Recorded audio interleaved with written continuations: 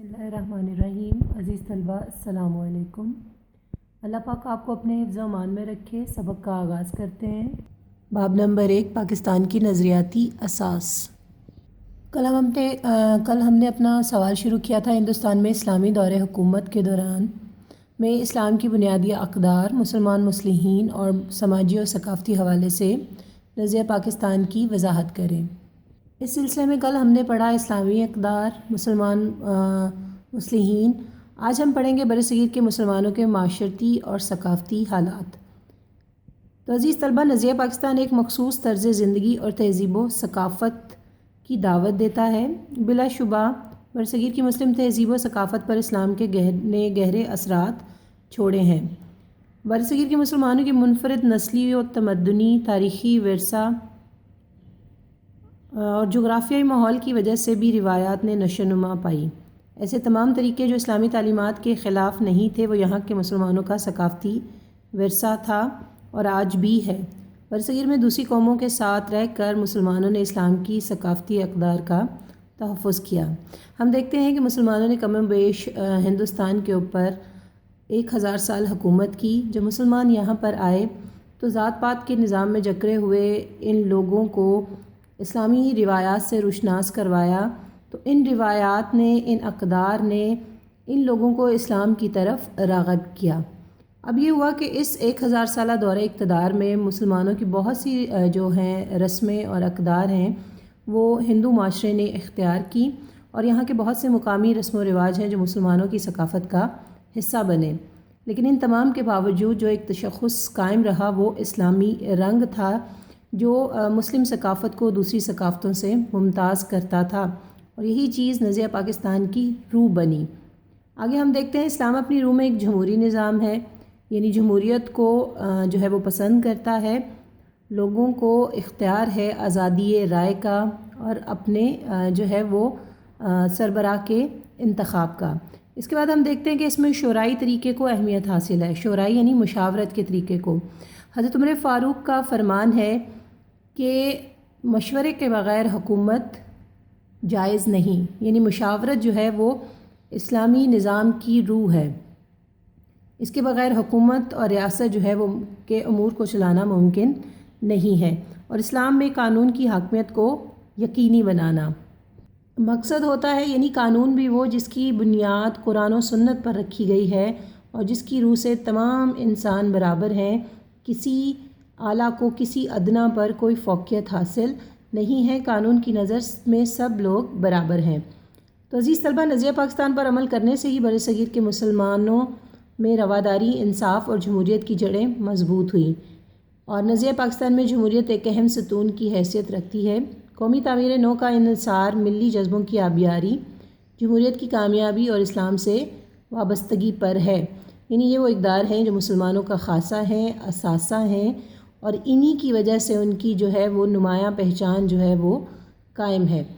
اب ہم دیکھتے ہیں کہ برصغیر میں کئی زبانیں بولنے والے مسلمان رہتے تھے۔ ان کی ثقافتیں، روایتیں، نسلیں اور سماجی ماحول مختلف تھے، اور رنگوں میں بھی یکسانیت نہیں تھی، کیونکہ یہاں پر مختلف علاقوں سے سلاطین اس خطۂ ارض میں آئے، اپنے ساتھ اپنی علاقائی ثقافت اور روایات کو لے کر آئے۔ یہاں پر عربی بھی آئے، ترک بھی آئے، افغانی بھی آئے اور ایرانی بھی آئے، لیکن یہاں پر آ کر اس نظام کو جب انہوں نے اسلامی اصولوں کے مطابق ڈھالا تو یہاں پر ایک ملی وحدت نے جنم لیا جس نے دوسری قوموں کو متاثر کیا۔ اب یہ مختلف رنگوں سے تعلق رکھنے والے، مختلف ثقافتوں کی جو ہے وہ عکاسی کرنے والے اور مختلف نسلوں اور سماجی ماحول سے تعلق رکھنے والے جب یہاں پر جمع ہوئے تو ان میں کوئی فرق نہ رہا، کیونکہ اسلام دین ہی مساوات کا ہے، اور دین اسلام ہی وہ واحد طاقت تھی جو تمام مسلمانوں کو ایک قوم کے سانچے میں ڈھالے ہوئے تھی۔ اور اسلام کی روح سے مسلمان کا بھائی ہے، اور مسلمان ہمیشہ اپنی پہچان اپنے مذہب کے حوالے سے کرواتے ہیں، نہ کہ نسل اور رنگ کے حوالے سے۔ علامہ اقبال نے مذہبی بنیادوں پر زور دیا اور کہا، مسلمان دین اسلام کی وجہ سے ایک ملت ہے اور ان کی قوت کا انحصار اسلام پر ہے۔ انہوں نے مسلم ملت کی اساس کے حوالے سے حقیقی تصور اپنے اشعار میں یوں پیش کیا کہ اپنی ملت پر قیاس اقوام مغرب سے نہ کر، خاص ہے ترکیب میں قوم رسول ہاشمی، ان کی جمعیت کا ہے ملک و نسب پر انحصار، قوت مذہب سے مستحکم ہے جمعیت تیری۔ یعنی جو امت مسلمہ ہے اس کی خاصیت یہی ہے کہ اس کی بنیاد جو ہے وہ مذہب پر رکھی گئی ہے، نہ کہ رنگ و نسل پر۔